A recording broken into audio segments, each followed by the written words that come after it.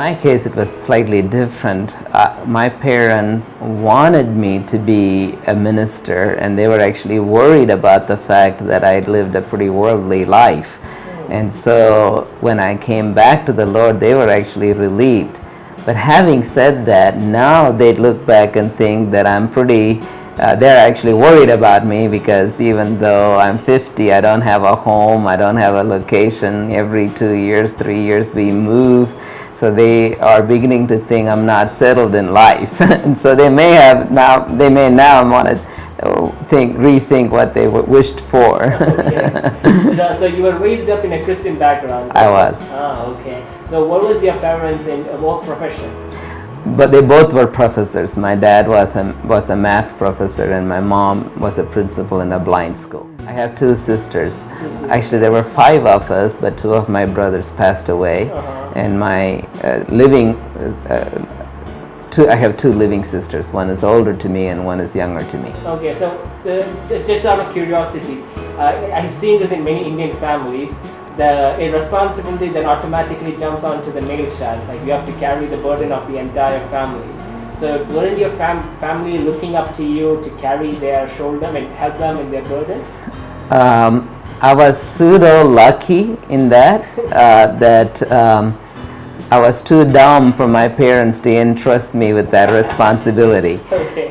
They actually sought the help of my older sister and her husband. They both are very good administrators and efficient people. My older sister is also a professor in Fatima College in Madurai, and she had been my parents' greatest help than me.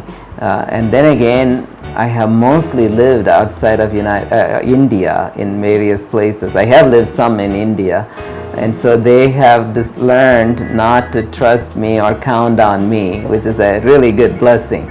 And I hope they think it's a good blessing. Okay, so my next question is, looking back from now, like maybe till now, do you ever regret taking up this, being in the Lord's service? Like, has there been any point of frustration or sorrow? Maybe in your before you were getting married or after you got married? Yeah, I never felt regretful for coming into ministry, but many times I felt inadequate in what I do.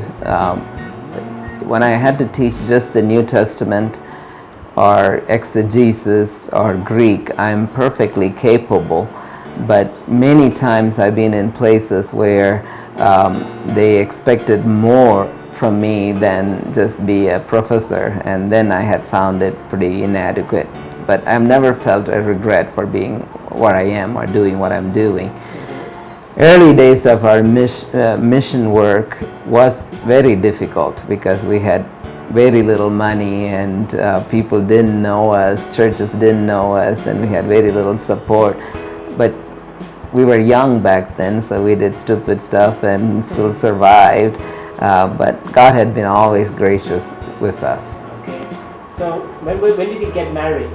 I was 23. Oh, okay. So can you tell us a little about that time when you were getting married? Yeah, actually my wife Lori and I were in the same college. I was a senior, she was a freshman. First year, I was fourth year. And we were friends and often went out to eat and went to a Bible study together. But we never thought we would marry each other. Actually, Lori didn't really care for me that much.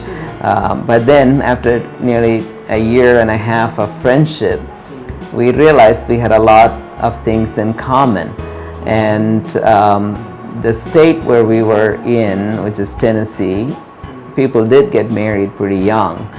Many of Lori's friends were married around 18, and so when we were in our 20s and were not married, we were almost like old maid and old man.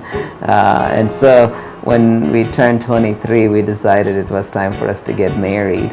And I am glad, because now I have spent more time with my wife than I have without my wife.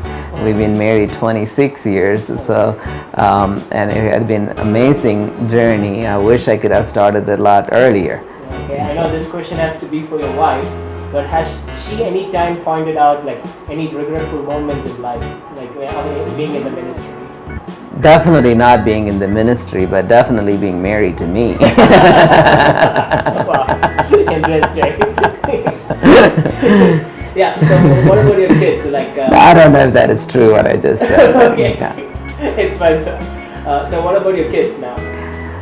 Our kids love the fact we are missionaries. Okay. But having said that, one of our sons is not a Christian, and two are struggling, not necessarily in their faith, but with just life. They're young people, but yet they are happy that we are in the mission field. We are once in a while. I'm sure in their teenage years they had wished, why were their parents not in secular world where they would have had more money, but at the same time they really are happy with what we do.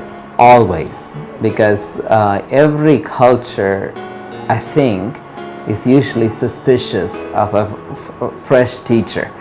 And so whether I am in U.S. teaching Americans, or in the Philippines teaching Filipinos, or in India teaching Indians, the first thought of me is suspicion.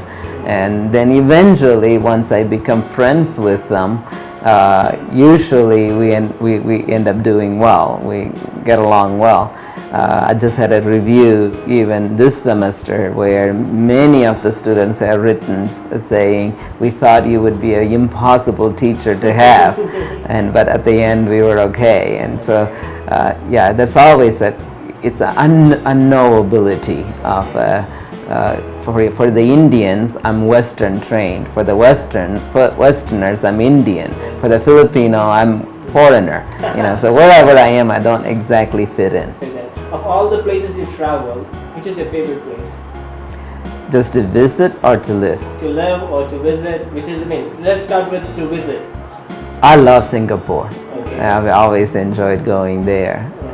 And I love Australia, and all my trips to Australia had been great. Okay. And what about the place to live? The easiest place to live is United States, and that's where I'm always gravitated to. Many things, getting an internet connection, any kind of connections are easy. Okay. Uninterrupted power supply, and everything convenient. So we cannot live without technology also. For an older person, I really love technology. Email, all the gadgets. Okay. Well, we went to Nagaland in the year 2014, December. And that's when it happened that one of the chiefs kind of said, now on, you are one among us. And so they had a name, but I don't remember. And Sema tribe, but I think it was, I don't know if it's official, I don't know what it means, again, cultural gap. Okay. I think it's like giving the key of the city to the person. I don't know what that means, but it's just a nice title to say you're one among us. Okay. And I think Naga's gonna treat us as one among them.